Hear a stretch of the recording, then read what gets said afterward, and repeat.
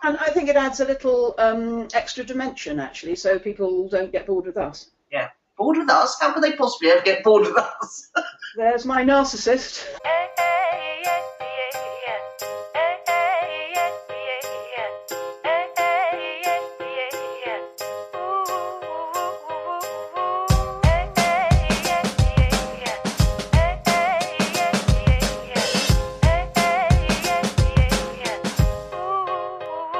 Welcome to Own It, Your Business and Your Life, with Nicola Cairncross and Judith Morgan. In this podcast, we're going to cover everything you need to embrace to become a successful entrepreneur, marketing, money, and much, much more. How to create a business doing just what you love. How to own it, your business and your life. This one will be fast, funny, feisty, and very lively. So sit back and enjoy the show.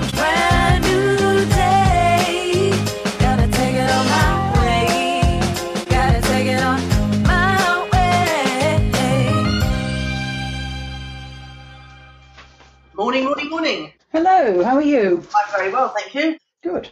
Yes, so how's your week been then? Well, last week I was on holiday. Yeah. And so I started making plans as I'm in week 9 of the house move. And I spent last week clearing all of my stuff. I feel good for that. I feel like it was the right thing to do. Yeah. I don't want to move until after our summit weekend anyway, because I'll need proper Wi-Fi and no chaos in order to deal with that. But anything after the 23rd of June, before the 1st of July would be very nice. All my stuff went to either Free Cycle, where they come and collect it for free, or Gumtree, where they pay you a small amount of money. And I'm here to announce that Free Cyclers are lovely and grateful, and Gumtrees are flakes. Oh, okay. The ones who pay, because they feel like because they're paying, they can do whatever they like. I just think they're unreliable. One guy had an appointment to come and collect something on Wednesday lunchtime, just let me know he wasn't coming because it was raining. What was he coming to get? Oh, it doesn't really matter, does it? But anyway, the point of this story is after that week, then yesterday my buyer pulled out. Oh, no. Because it's taking too long. I begged for another 3 days and I think I've achieved it. But if I can't get the freeholder to come up with the documents the buyer's solicitor needs by Friday, we're back to the beginning again. Well, yeah, but so's the buyer. How's she going to find something that she likes? And well, according to the estate agent, she has found something else that she likes. However, I think it was a ruse, and I don't blame them for pulling ruse, which is, you've got to put if you can't get things to happen fast enough, what can you do? You pull a stunt, you threaten. And because he said in the same conversation, he said she has found something else, but of course she does love your flat. So I think I'm still in with a chance, but it's hanging by a thread. And now I've got no possessions. Oh dear. And the cat's moving house on the 20th, come hell or high water. Yeah. So soon I'll have no stuff and no cat. And I think the cat will be the one that's missed more. I think she will, but I can't keep this family waiting forever. And the day we've picked for her to move house, the 20th, happens to be the 11-year-old daughter's birthday. Oh, yeah. Which, now that they're on a promise for the cat, and I will be moving from here sooner or later, so there's no good time for that, so it might as well happen, I think. So is it all just the freeholder dragging his feet, and you think he wouldn't be because he's going to benefit from financially, isn't Well, he is a quadriplegic, okay? And he admitted in our court case that he's not very good at admin. So what was extraordinary, I think, was that when I got the judgment against me, which meant I had to sell the flat, I don't think they expected me to roll over and go, okay then. I think they expected me to appeal it and fight it and whatever. So although I've been fully informing them at all stages, I've got an offer, I need this from the freeholder, that's gone to his solicitors, it's gone to him through a third party. I don't think they really woke up to the fact that this was really going to happen until about halfway through the 9 weeks. And then last week, perhaps he might have taken some action. There's a phone call I can make at 12 o'clock today to this man, this go-between I've got between me and him. And I've sent out an email this morning at 7:30 notifying all parties what needs to happen by Friday, or it's all off. And of course, the worst case scenario for me is I just keep sitting here in my own home. Yeah. Do you know what I mean? How bad is that, actually? Yeah, well, it's not that bad if you can get your head around the fact that you feel like you're waiting to go somewhere. Well, there is that, and it's not just it's not me that's waiting. It's Tracy's family waiting for the cat, Christina's family waiting for me to arrive and rent her house. It's all of the plans I've set up, which by some people's standards would be premature. But anyway, I haven't as yet got rid of anything that I can't easily live without. And you know those people that inspired us pre-summit recordings of those internet marketers who got rid of everything and got it down to a backpack? I have felt a strong yearning to be possession extremely light for a very long time. So it's not, other people, my clients and my woo-woo friend cancelled me against it, and I ignored them. I went on and cleared it anyway, because it was something that was already strongly in my intuition to do. Strongly. I can't tell you how strong an intuition it was. Get rid of the stuff. And as you know, I don't really have much to begin with, but things that have been in the cupboard or on the shelves unused for the entire time I've lived here, glasses and the dinner service, no loss. Yeah. Yeah, absolutely, and you're just going to feel more ready. Right. Waiting. And actually, that's precisely what I wanted to feel, Nicola. More ready, because it means if we can exchange contracts very soon, then I can complete within 7 days. Because there's very little to do after I get the green light. Yeah. Well, there you go. Why solicitors take so long to do everything? Actually, to be honest, I don't think it's the solicitors. I think it's the freeholder. I don't think he'd actually even discussed it with solicitors until last week. Oh dear. And I've said today that if he has discussed it with a firm of property solicitors and they have his instructions, if that firm of solicitors can email my solicitor on Wednesday to say I have his instructions to do this and I can get it to you by Friday, then that's evidence that we can show to the other side that action is finally happening. And I think we can buy confidence with that. But here I am, the client, trying to manage this. It's not really my job to manage this. No, it's the solicitor's job. It is. And she, like me actually, but she does everything by email. And I think now and again she should pick up the phone and phone people and shout at them.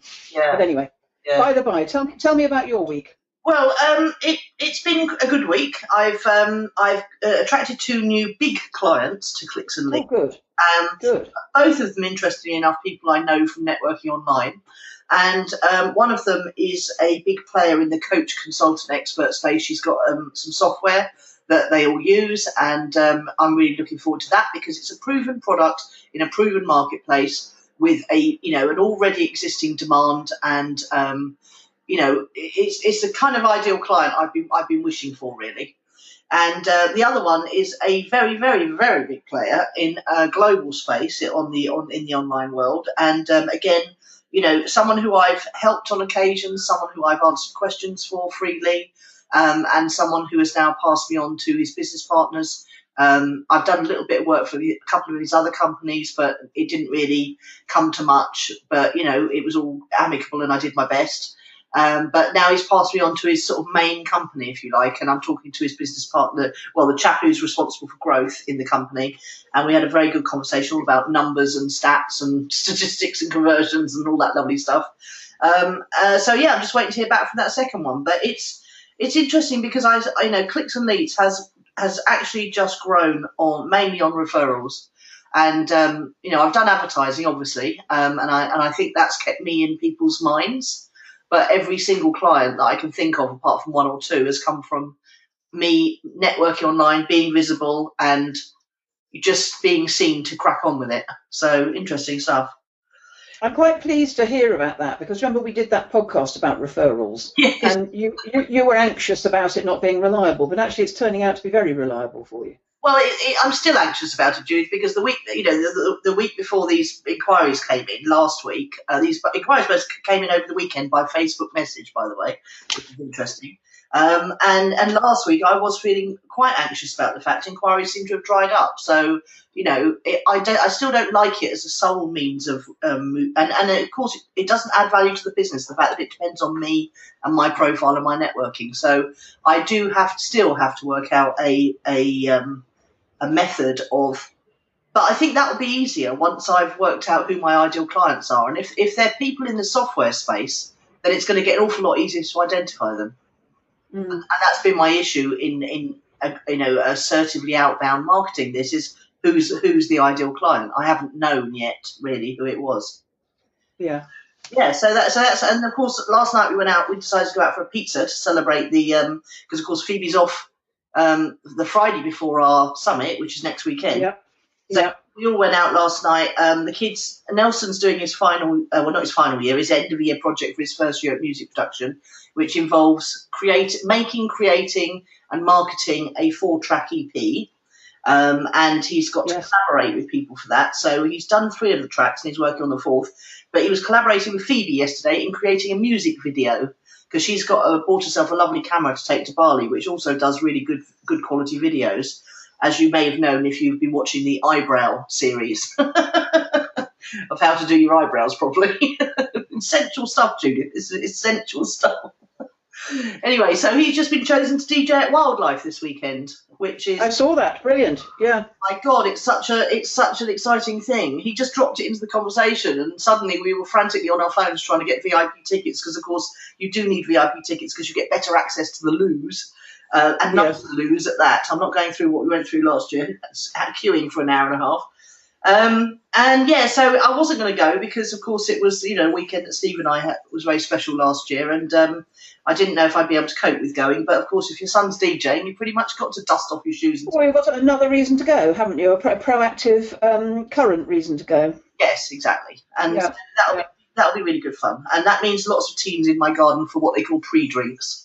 Because it's over the road from here, and they all want to come and have a little drink in the sun before they go over there and have more drinks in the sun. I don't know why they do that. But apparently pre-drinks is where they all gather and get all their excitement going first. And so it'll be pretty loud round here this weekend, one way or another.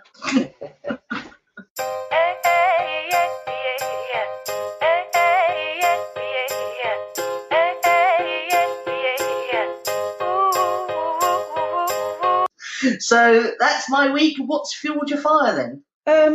Well, I had a great day on Monday after having had a week off, getting on top of all my admin. And, I'm resolved to get my working hours down to about half a day in order to have a life, which I'm managing to do surprisingly well. Today I started work at 7:30 this morning. I should be knocking off at 3 o'clock. That's actually 7 hours or something, quite a long time. It's not half a day at all, actually, but knocking off at 3 feels good. Yeah. I'm excited, upbeat, positive about life and impending adventures. I'm a bit scared about my impending adventures, but I've realised that listening to the summit speakers again on that weekend will shore me up a bit. Yes, it will. Yeah, and also you posted something rather wonderful about those people who are retiring to do Airbnb. Yeah, brilliant.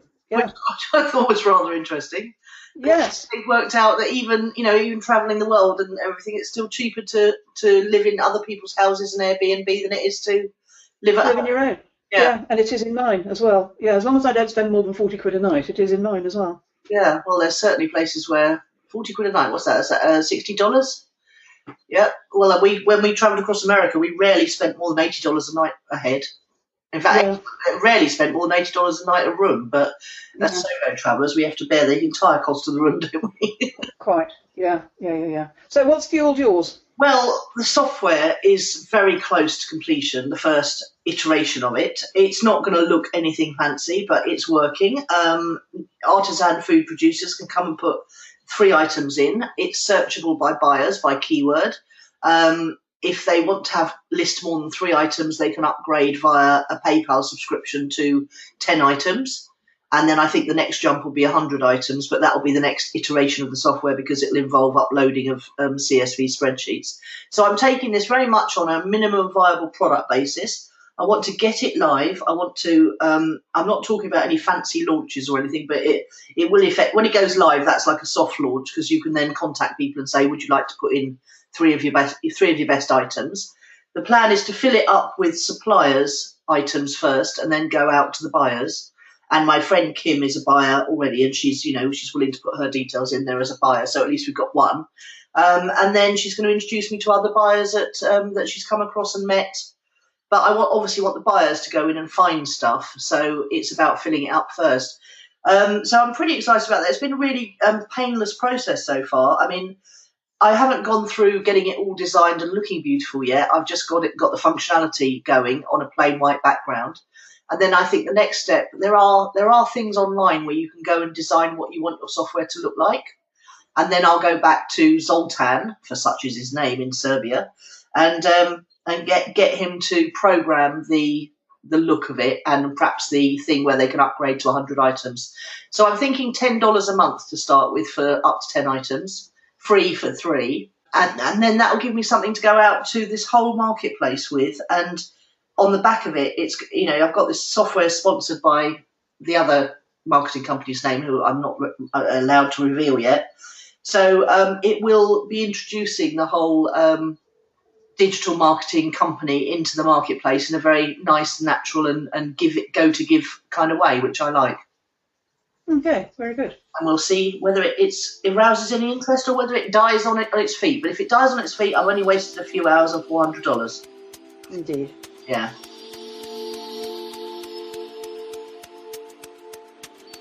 About 4 or 5 podcasts ago, Judith and I came up with a brilliant idea. As is our way, we put it into action straight away. We wanted to create a virtual summit called Beyond the Laptop Lifestyle. We'll interview people who actually make lots of money and then have a great lifestyle and travel the world, or interesting people who have a great passion-driven lifestyle and who then make enough money on the side to fund that lifestyle. We're aiming for a real mix of real people we actually know, not going for the usual names, but a carefully chosen and hand-picked group of people who we know are doing unique work while living an enviable lifestyle and having fun. Just come over to ownitthesummit.com to find out more and to register for free for the live event on the 18th and 19th of June. We will be making recordings and you will be able to get your hands on them as part of your upgraded summit experience. Just visit ownitthesummit.com.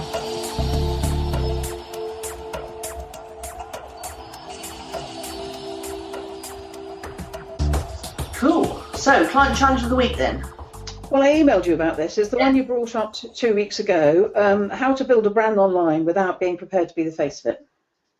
Yes, and this has come up because... I should just warn the listener that both of us no idea how to solve this problem yet. So we're literally going to be brainstorming this in the next 15 minutes. We don't know the answer. Okay. No.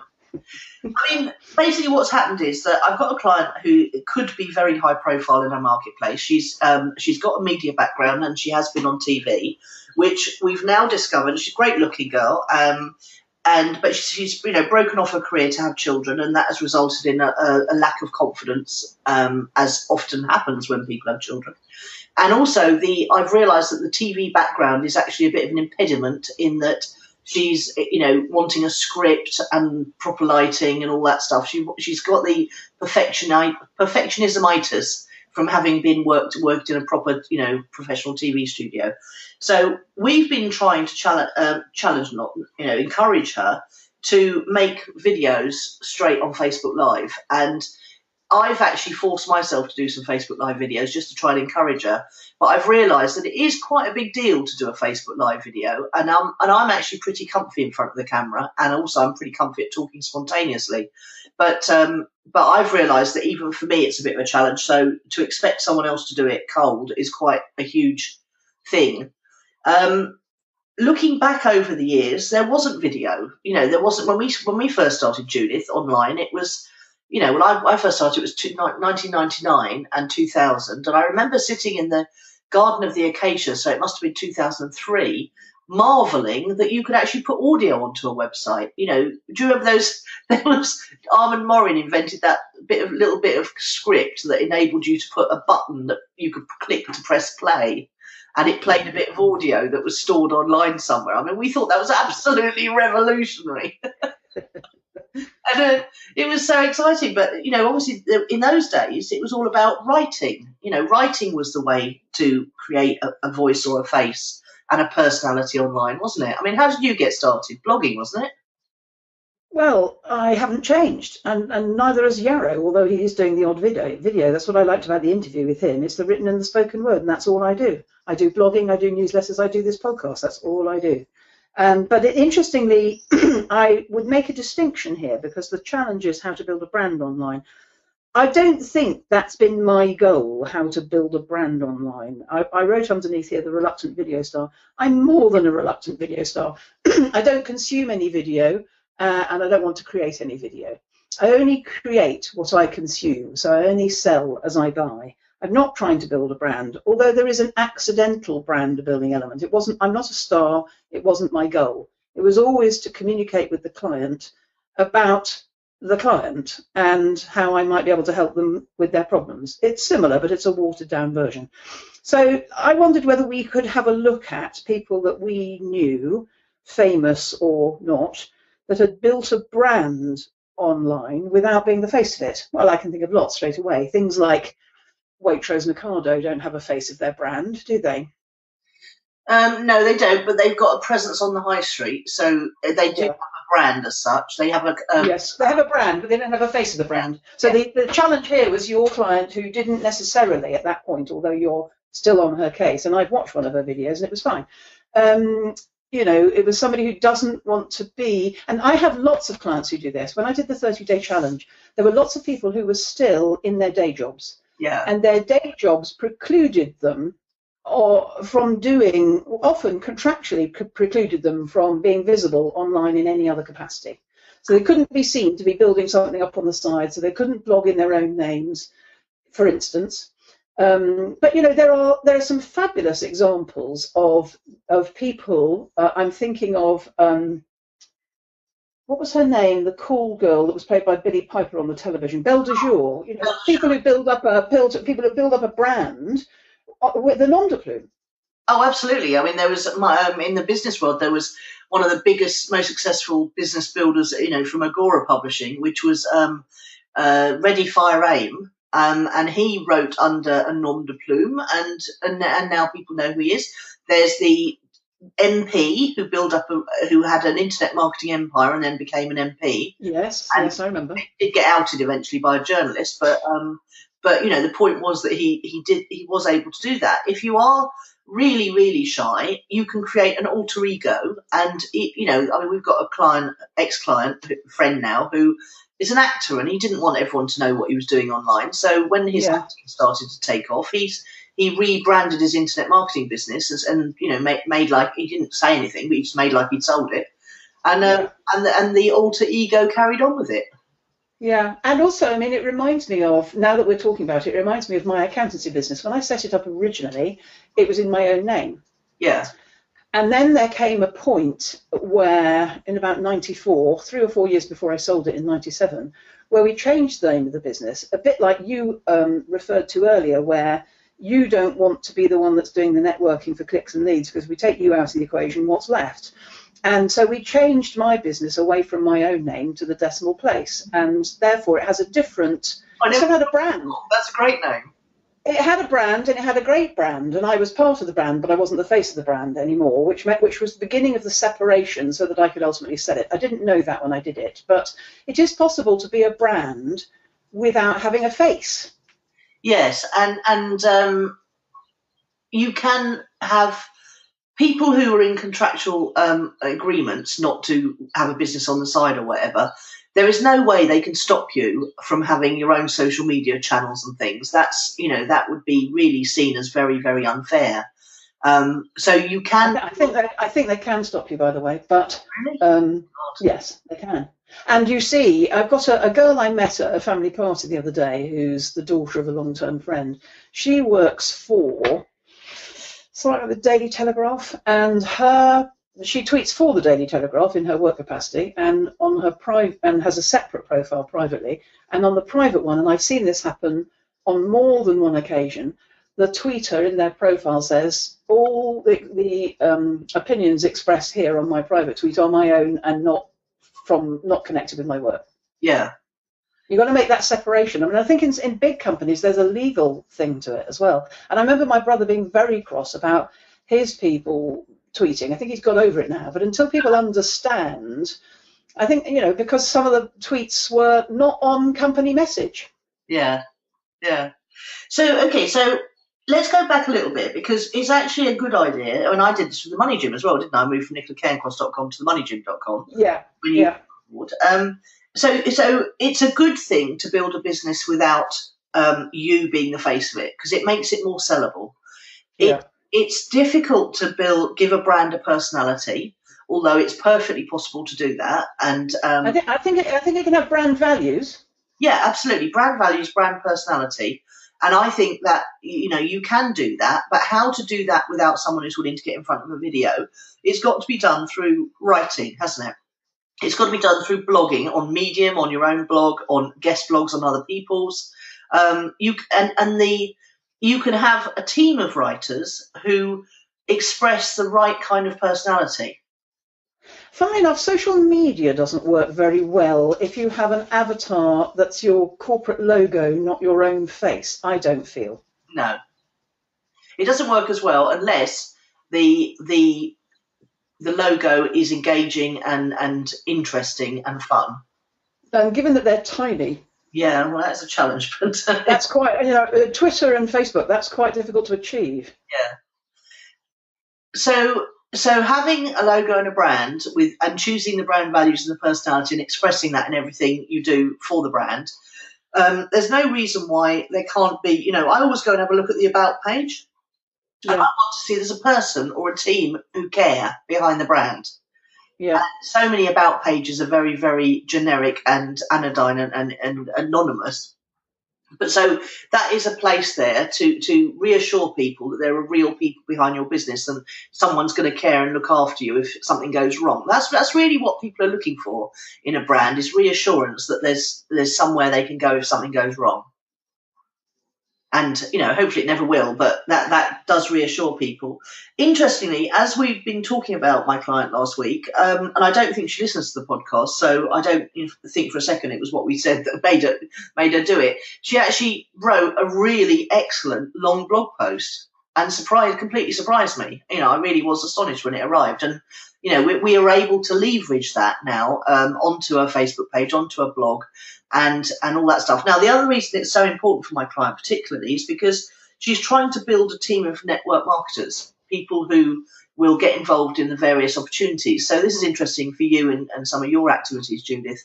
I'm very privileged to be able to put this business together for her from scratch in the way that I always said I would do it if I was a network marketer, in that we're building a brand for her that stands for something, and part of the way she serves the people who follow that brand is to offer them carefully chosen opportunities and a range of carefully chosen opportunities, depending on what their interests are, to get involved in, to improve their lives. Now, whether that's something that, like a set of books that she recommends that they should read, whether that's a business opportunity that they can earn a small part-time income on top of their jobs, whether it's something that will help them, because she's been on a health kick herself, losing weight after the last baby, whether it's something that she recommends because she's personally lost weight from using it or consuming it.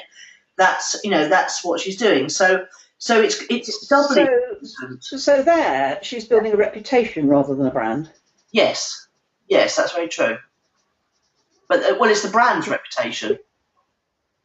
Well, it's reputation that people can rely on. Now, by the way, she posted a blog over the weekend, which was sponsored, so something to do with the work that you've done. And the little teaser that you got was quite tempting, and the photograph was quite good, and I clicked on it. But every time I clicked on it, it took me straight through to the affiliate opportunity with no explanation, and I wasn't able to read the end of the blog. Oh, okay. So you would have rather gone straight through to the blog post. Well, I wanted to read the rest of the blog. Yeah, it was the one about the burglary. Yes. But I was never able to read the burglary story. So there was a little sentence on the beginning, and the usual picture to click through to, but I couldn't ever get there. Oh, okay. And actually, I think if I didn't know about this project, what I know, I think it was a bum link. Okay, all right. I need to fix that then, because it should be going through to the blog post. So yeah, I think so. Yeah. Picked up the wrong link that is sending you through to. Yeah. The idea is you go through to the blog post on the website, and that would give you a chance to look around the website. And absolutely, and that would have been fine. And actually, I like this model a lot of becoming a trusted expert who recommends things that people will buy. Well, that's sort of what we've always done, isn't it? I mean, because we've always recommended things that we use ourselves over. Sort of accidentally, though. It wasn't the point of the money gym, and we got sucked down that. And I think in the end it was an error. But I think I like Martin Avis's one. I said that before when we talked about this. Which is that somebody who's a solid bloke or a solid person who builds a reputation, I think you've got to do something in your own right as well as recommend things. I don't think you can just recommend things, can you?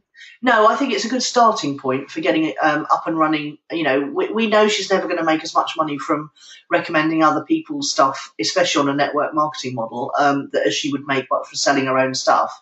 But you know, you've got to start somewhere, and if you don't have your own stuff, it's a great model. I mean, James Franco told us. Well, I don't know if he told us on the interview particularly, but I happen to know he picked a bit of kit that he used himself, and he made his first, you know, $10,000 a month. Yes, that's right. That is right. I remember that. Yeah. Just one thing, you know. Yeah. And I know someone else that's doing that. There's a chap who's on the podcast that I'm listening to. He actually now just recommends Active Campaign. It's a thing like Infusionsoft, but it's slightly cheaper and easier to use. And he is making a very strong secondary living to his software consulting and his funnel building consulting by just recommending this recurring billing product. So if you are going to pick anything, there's a very good tip for you. If you are going to pick a product to build your business around initially recommending, make sure it's a recurring billing product, because you can, I mean, even lead pages, you know, my commission from lead pages, and I'm just recommending it to clients who I have to work with to build landing pages, and they're doing it through my link. And it's building up into quite a significant monthly amount now, and they're only paying $67 a month. It's not like it's a fortune, but because it's recurring, it ends up accumulating, as it were. Yes. And so you can. I think you can still do it. I think you can still, think. I've been thinking about it all week, and I think you can do it without making video. I think you can do it with writing if you're, And she doesn't think she's a good writer, this woman, but she's turned out a really respectable story that is highly, highly relevant to one of the products that she's recommending. I don't think good writers are born. When I started to write in 2003-04, I was an adequate communicator in the written word, but my skill as a writer has grown the more I've practiced it in the intervening 13 years. Absolutely, yeah. And it's all about just telling stories. Again, this week alone, I've someone has come out, someone big that I follow has come out with this whole thing that it's all about telling a story. And every time I try to write an email, I try to make it a story. And Andre Chaperon's Autoresponder Madness, which is where it's a great training product where he teaches you how to write a series of emails, and how he recommends you do it is to put up 5 notepad documents and make them, long and narrow so they fill your screen so you can see all 5 at once, and write your story over 5 installments and have a cliffhanger at the end of each email telling people, you watch your email tomorrow for the next installment of this story. And it's called what's it called? SOS writing. It's soap opera sequence writing. And you know what I would do now instead of 5 notepads? What? Trello! Oh, Trello, yes, of course. Well, Dan Norris, he uses Trello to capture all the random ideas he has for blog posts. Yeah, I know. It's a brilliant thing. I'm using it instead of spreadsheets. And whenever I need a list, you know how I love a list. I planned all my move on Trello. Oh my God, that's so exciting. I've turned you onto a bit of software. Yeah, and I'm not even, one of my other colleagues is going to teach us how to use it properly, but I'm not even using it properly. And I barely use anything properly. I use just the amount of functionality that I need, and that's enough for me. Yeah. Even without knowing how it works to the fullest extent, it's still useful to me. Yeah. Trello and Slack, which work together. So every time, Slack's the thing where you can communicate with your team without using email. And Trello is the thing where you make your lists and put your time deadlines and do your recurring tasks and things. It has reduced me to inbox zero.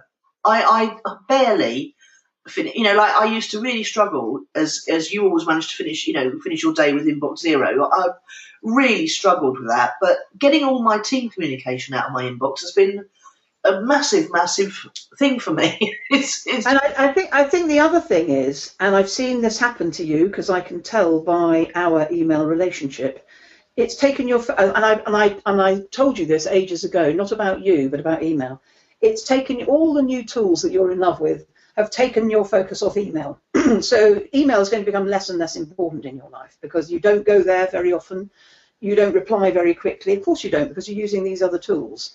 And I think that, typically, as ever, we're ahead of the game here. and people will catch up sooner or later. I think there's evidence already to support. I mean, like even one of my clients doesn't bother with email at all. Well, I know the millennial generation don't. I mean, you know, Right. Nelson's. Right. Well, you're not far behind now, Nicola, because now that you've got nothing in there, it's not as important to you to keep going there. Yeah, and it is a monster time suck email. It's other people's agendas rather than your own, and it just it eats into it. It's like going to Facebook. I have to go to Facebook. Luckily, there is a tool on Chrome that you can use to kill the timeline, so you only see the stuff on the sides, which means you can get to the ad manager links and business manager links without actually having to see anything from anyone else, which is really great because that can suck you in something shocking.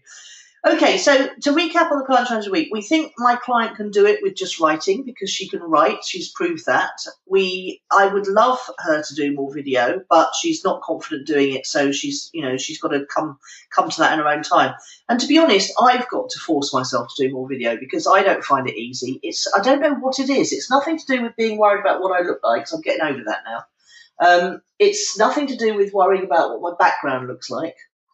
It's just doing it. It's just, I think it's a habit. You've got to form a new habit, haven't you? Yes. So should we get you to commit to one of those now? Well, it's interesting you should say that because I've sort of committed in my Superfast Business Forum, which I hang out in occasionally, that I'm going to do a video a month for the next 30 days on Facebook Live. A video a day for the next 30 days? Yeah. Yeah. A Facebook Live video a day, not just Yeah. I think that's the only way for anybody to get over anything is total immersion for a 7-day challenge or a 30-day challenge. Yeah. And the other thing that is scary for people is they worry that they're not going to have anything to talk about. And really, you do need to be talking for a good sort of 5 minutes because you don't acquire any viewers unless you're on there for at least a couple of minutes. And the other thing to do is to announce that you're going to do it at a certain time. So people are aware that the notification might flash up in the corner of their screen. And then you're going to get more viewers. And it definitely makes it better if you've got viewers because it sort of feels like you're not talking to a void. But the one thing that I'm going to do is I'm going to plan out my content. And what Dan does, he puts all his ideas onto a Trello. And then when he's going to the coffee shop to get his coffee in the morning, he goes on Snapchat and talks about today's idea. So he brainstorms ideas. He puts them up on, so every day there's a new idea for him to talk about on Snapchat. And then the ones that get the most traction, he then works with his writers to turn them into blog posts, big, chunky, meaty blog posts. And then he gets the final edit to make sure it's in his voice. And he very carefully interviewed writers to make sure they could write in a similar sort of style to him. Interesting that he wants it to go out in his voice. So we're back to the point about being the voice of the brand or the face of the brand or the mood of the brand or something. Yeah, and the brand he's talking about is WP Curve. Yeah. And so he did all the content marketing. In fact, his book Content Machine was all about how to plan your and execute your content. So I recommend that book, Content Machine. It's got some really good tick lists and things and exercises and all that stuff. I find Dan very inspirational generally on this content stuff. So that's it. So we think it can be done even if you don't want to get on a video. Yeah. Well, I think it just is. It's finding ways to communicate to grow a reputation and communicate your brand values and personality without necessarily having to have your face on the front of everything. Beautifully summed up, just in that one sentence. There we go. There we go. All right, so let's move on. Let's have your word of the week.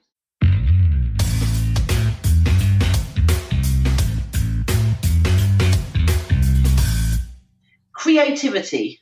And by that I mean the art of making something out of nothing and ideally something that has a value to other people so they'll give, exchange money for the value. And the thing that prompted that was seeing my kids grabbing a camera and just going off down the beach with no idea what they were going to do to make a video to go with Nelson's final project. And I just thought, that's brilliant, isn't it? I mean, just going down the beach and just waiting to see what comes in the full expectation that something will come and it will be good enough. Yes, I think the full expectation is important, isn't it? Yeah, because if you go down there thinking, I'm never going to have any ideas, nothing. Exactly. What about you? Got it. I'm going for patience because I'm not in control of this move. Yeah. And we're not very patient people, generally speaking. We're not very patient people. We also like to be in charge, and I'm not. Yeah. And I had to be patient with all of these flaky gum treers who said they would come and then didn't. And so patience is I'm more patient than I look.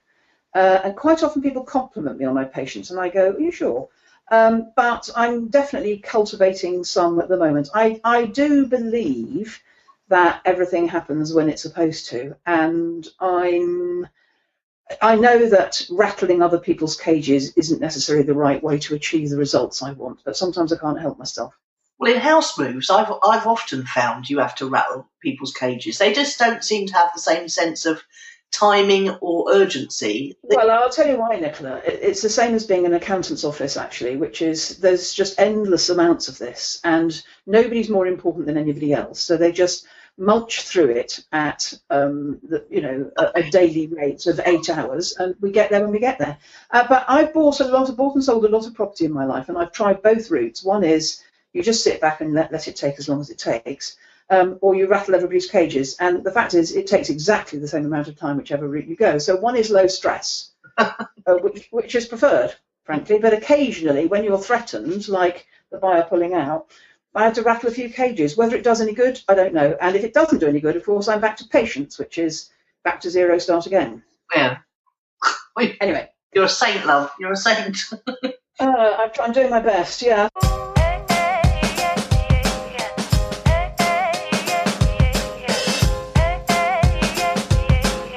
So let's do Summit update. Yeah, you go first.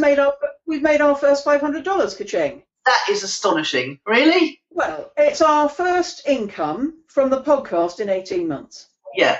Well, apart from the odd client referral or client. Yeah, but that's not income from the podcast. This is the first pure podcast income. So have we made a sale this morning that I don't know about? After the we made Irene's at 197, and we've got 3 at 97. That's $488. 500 by it's only. I know, that's exciting. And actually, I always wanted us to make pre-sales. So the fact that I think I said this last week, 97 is a bargain if you can't be there live. And pre-sales before the event is very encouraging in return for all the work that we've done, I think. Yeah, it is. And it's very encouraging for the fact that, we've hit on a theme that people resonate with. We're executing well enough for them to trust us to give us their money. And that means that there will be, once it's up and selling afterwards, there will be. Yeah, I'm going to enjoy that. I'm going to enjoy having an evergreen product we can sell forever. And of course, we can think about other platforms we want to sell it on as well, can't we? Gumtree and I don't know. We'll come back to that. But we've got 10 days and counting, so we're nearly there. We've done our successful test, so we know we're going to do it on GoToWebinar, and we've both done that on our laptops, desktops, and phones and iPads. Now, neither you nor I have been able to test it on an Android phone, but what we have discovered is whether you're on an Android or a Mac type of gadget, you need to download the GoToWebinar app. That's essential. It'll make it much easier on the day. And Sarah's put links to that in our Facebook group this morning, both of them. Brilliant girl. Yeah. And yesterday I sent you've done over the weekend, put the speaker schedule on the website. I sent that to all the speakers yesterday that are my responsibility, asking them to join the Thunderclap. And I don't know if you saw that this morning, but it wasn't Yarrow. It was Michelle added 56,000. So Yarrow hasn't even done it yet. Yeah. Wow, we're over 300. Yeah, we're up to 350,000 social. Yeah, and that last 56,000 came from Michelle Dale, Virtual Miss Friday. Oh, fantastic. I know. So we've got, and most of them have expressed a willingness to do that. So that's good. That's me. I've done all my bits. I'm excited. Marvellous. Well, I've been social media sharing every day after a sticky patch last week. I don't know what happened, but I've been sharing on a piece of content on every social media I've got, including my blog, every day. And I've caught up to where we're supposed to be today. Then I've got the images are being done to put with the audios to make an easy play sort of video. It's not a video, but it's an easy play item when we're actually live on air. I heard back from Webinar Jam and EverWebinar. It was a glitch about nobody being able to see it on mobile. It must have been something to do with one of the updates for iPads and iPhones that they didn't then adjust their software for. Frankly, Nicola, tough. We Yeah, found a solution that's much simpler and that we both like, and I think it looked really nice on our gadgets, don't you? Yes, it does look very nice. So we just need to Yeah. remind people regularly on the calls how to, they're using the question box to talk to us, and I think Yeah. that'll be fine. Yeah. So yeah, you're right. They could have had an opportunity to host something very large on their platform, but because the support people were answering questions in a way that didn't, make me feel that they were investigating what was actually wrong, and the onus of proof that their software wasn't working on those gadgets was down to us. They lost the job. They lost the chance, and I know that. Quite an interesting concept about how to do customer service, and I think actually it's not just customer service, it's a lot of things. For instance, when I'm on a call to a client on Skype, and sometimes when you and I are on GoToWebinar, when the call goes down, we all naturally think it's the other person. Yeah. You've gone. We go, you've gone. Well, it might not be them that's gone. You know what I mean? So I think that I've been on a lot of software-y type of things, hosting companies and things like that, where the onus is on the customer, and I don't think that's the right way around.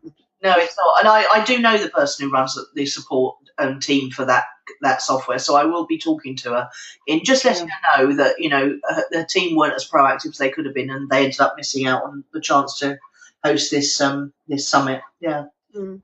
Cool, but we're on track, Judith. Your marvellous planning and having enough time to put it together properly has been a revelation for me on how less stressful it is to do it that way. Well, it might seem like a short window to you, but there was a deceptive amount of work to do in there, and we're not finished yet by any means. We haven't created the products yet, I don't think, and we haven't created the after event where we'll have to work out how to send the recordings to all of the speakers, and then we want an evergreen sales page, and we want to keep rolling the adverts for that forward in our podcast forever and on our site and other things. We might have some revenue to pay for Facebook ads for that, mightn't we? Well, that'd be good, wouldn't it?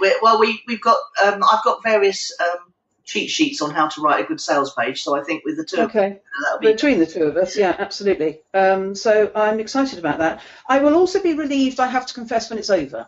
Yes.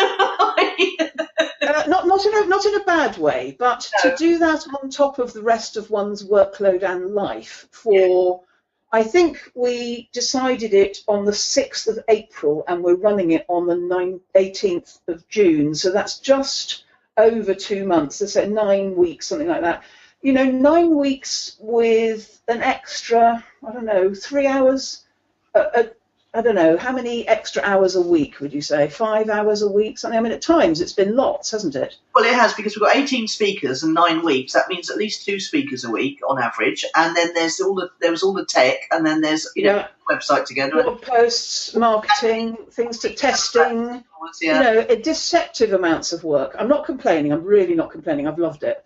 I would think twice before doing it again because it's a lot of work. What we could share with the readers today is my genius idea, listeners, my genius idea that every now and again we should do one of those interviews in the podcast ongoing, because not only will that help us market the evergreen again, but it will keep that emphasis, is that the right word? Keep that, I don't know whether emphasis is what I mean, keep that point, I can't think of another word, as a recurring theme in our work, which is the lifestyle design where your business and your life intersect, and how people solve that or choose that, and the choices that are available. So I realised there was one lady who I suggested for the summit who wasn't actually quite right. So I wrote her a note saying, we're not going to include you this time, but I'll come back to you soon. She could be our first person. That's Hasmita, the property woman, because she does something totally inspirational. And last weekend she abseiled down a building. So we should make her our, once we're over the shock of all of this in say 6 weeks' time, we'll make her our first guest. Yeah. Okay. So I think, I'm a stickler for tidiness. So the thought of something else popping up in our feed on iTunes makes me feel a bit twitchy, but we could have it as an extra thing, couldn't we? It'll still pop up in the feed. No, I don't think it needs to be. It's instead of. So every time somebody presents themselves, instead of this normal format, we'll just have an interview format. Okay. All right. Well, so it won't be different, really. And I'll write up the show notes as ever. I don't think it will be different. And it will be great to keep the product refreshing itself, because yeah, and I think it adds a little extra dimension actually, so people don't get bored with us. Yeah, bored with us? How could they possibly ever get bored with us? There's my narcissist. Right. So, any more on the project updates? No, that's it.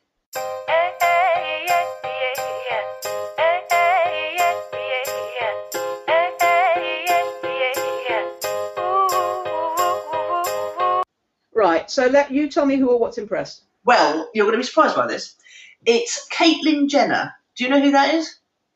Vaguely. Did she have a sex change? Well, yes, but she was an Olympian, an Olympic athlete called Bruce Jenner, who was an American hero and who ended up marrying Kris Jenner, who is the mother of all the Kardashians. And Kris and Bruce were together 20 odd years. They had 2 children, and to outward appearances, they seemed extremely happy. But Bruce had always known that he was a woman inside, although he was an extremely masculine outside. And towards the end of the last Kardashian series, we were all, so Phoebe and I kept watching it going, he's looking awfully feminine nowadays. He's starting to grow his hair, his nose seems to have got smaller, and he's lost his Adam's apple. And yes, indeed, he was going through the early stage of transition. Now, apparently, there were quite a lot of people, including Kris, who knew that he liked to wear women's clothes, but they thought that was just, a women's clothes kind of thing. But actually, no, Caitlyn was trapped in Bruce's body. And I watched an episode called I Am Kate. Randomly, it just appeared on my timeline because we record the Kardashians to watch together, me and Phoebes. And it just popped up in this recording, and I watched it, and it's basically about what happened to Caitlyn after she transitioned, and she did that privately over 2 years and kept herself very much out of the public eye, and then she had to come out in public as Caitlyn, and she did that very publicly on the cover of Vanity Fair with a big interview in Vanity Fair, who apparently was done by a well-respected journalist, and the photo shoot was done by Annie Leibovitz, but it was still a massive deal, and the series follows Caitlyn as she comes out in a very public way, the most public way possible, and then starts to become a bit of a spokesperson for transgender people. Now, I don't know if you know, Judith, but I actually know a transgender person who used to be in a progressive rock band in the 70s, and who now is a very accomplished musician. I know them through Heather, and so I've obviously found this quite interesting, this Caitlyn thing, and I've started to watch the series. And I really there's so many issues around it. Lots of transgender people are blocked from getting jobs. A lot of them end up working in the sex industry because they've got no other options. Caitlyn is now trying to work out whether she likes women or men, as a preference. Now she's a woman, which is, imagine if you're a very manly man and you've been married. And I mean, the person I know was happily married for years and only cross-gendered when his wife died and his children were grown up. And so you've obviously like women, otherwise you wouldn't be able to do all that stuff. But then you cross-gender and you turn into a woman, which is the woman you always felt you were, and then you end up liking women. So not only have you had to come to terms with being a different sex, but you've got to come to terms with the fact you're now a lesbian. So it's just like your head has so many things to work its way through. And I've just been really, really impressed with the way the documentary's been made, her bravery in coming out, her bravery in becoming a spokesperson for these people, because apparently they're really looked down on, even in the lesbian gay community. They're like the bottom of the totem pole, as it were. Well, I'm going to surprise you now and tell you that I know 2 transgender people. Ah. One was a chap called Johnny who worked for my big client that I had, that was the last accounting client that I ever had, who is now Claire Jessica. And I was the woman that had to phone the DSS and talk about national insurance changes from one name to another whilst keeping the same national insurance number. And we all, as a company, we went through that and lived with that. But my friend Nicola, who you know very well, yeah, who is, by the way, going to one of the days of wildlife this weekend, so you might bump into her. Oh, brilliant.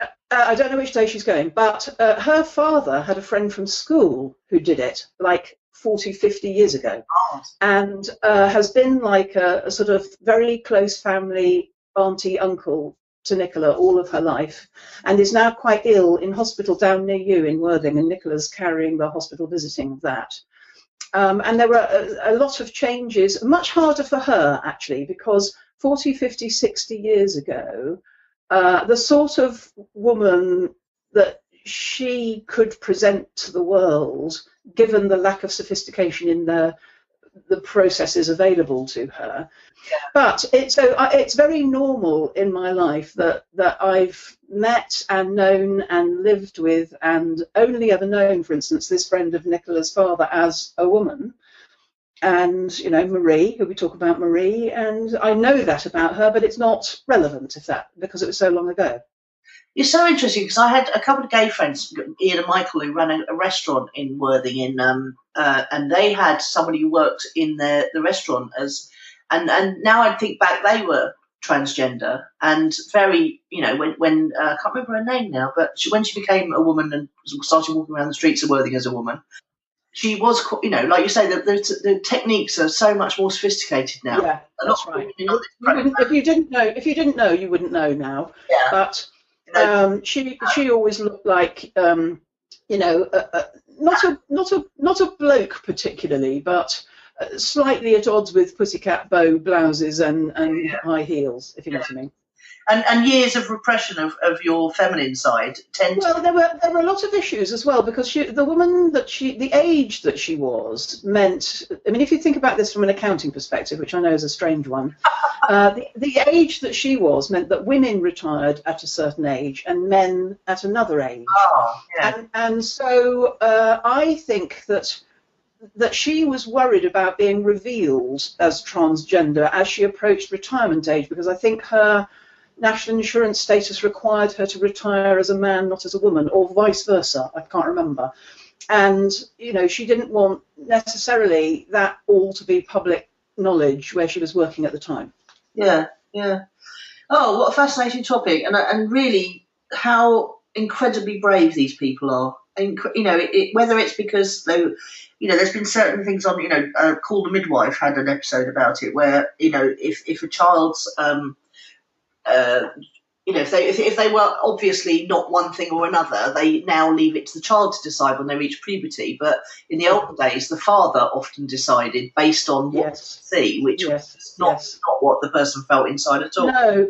No, and indeed, you don't even need to be transgender for this to be an issue. So there was a really good piece of writing on Facebook this week shared by a client of mine about the fact that a newish mother, I'm not sure if it was her first baby, but she'd neither dressed it in pink nor blue, and all of the confusion that caused other people, and how other people wanted to pigeonhole her baby by saying things like, if he toppled over on another one, how he's a boy who loves wrestling. You know, we're just obsessed with pigeonholing people into tight little boxes. Yeah, yeah. Fascinating and a lovely end to the show. So no, it's not the end to the show, if you don't mind. I haven't told you who or what's impressed me this week. Yes, good. So blissfully, mine is short, and I'm not going to name any names this week, but I've got a lot of people in my network, worky network, and some of them listen to the shows, so I'm going to be very discreet.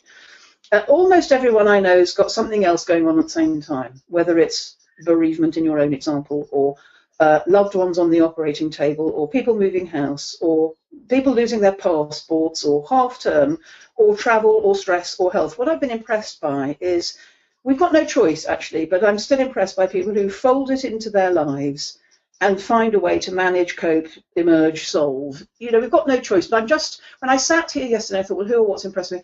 It's the people who have got things going on whilst the rest of us are comparatively stress-free, if that makes sense. Yeah. And about how everyone has got things going on at the time. So yes, at one time or another, it turns out to be one's turn to go through stuff. And we've got really no choice but to cope. I think the worst one actually is health, because I talk to my clients and their health is chronic, i.e. they're living with conditions forever. I find, on their behalf, I find that difficult, because of course, if you're feeling poorly, you can't do anything. Yeah. So going back to patience again, imagine learning to have to be so patient with your body that you couldn't work when you were feeling below par and you just had to wait for it to come back up to a place where you could do some work. Oh, it'd drive me crazy. Oh, I know. You couldn't bear it, neither could I. Yeah. But then think how lucky that makes us. Yeah, absolutely. Absolutely. And on that note, I'm going to get my stand-out desk up again because I'm sitting Okay. It's killing me. See you later. All right. Bye. Bye.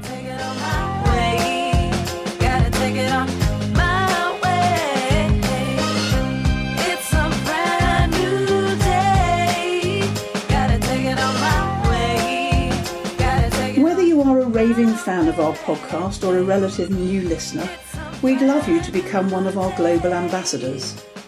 This is a secret Facebook group where we have fun and make money by asking you to share the inspirational speaker recordings from our 2016 summit, Beyond the Laptop Lifestyle. Share with your friends both online and off.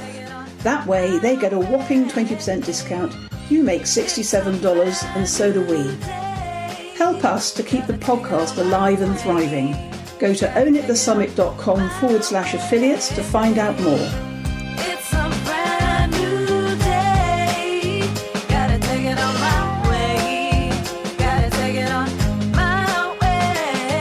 You've been listening to Nicola Cairncross and Judith Morgan. The podcast is called Own It, Your Business and Your Life. Do come and visit us at ownitthepodcast.com. We'd love to hear your feedback. You can find out more about Judith and visit her on her website at judithmorgan.com, and you can find Nicola at nicolacairncross.com.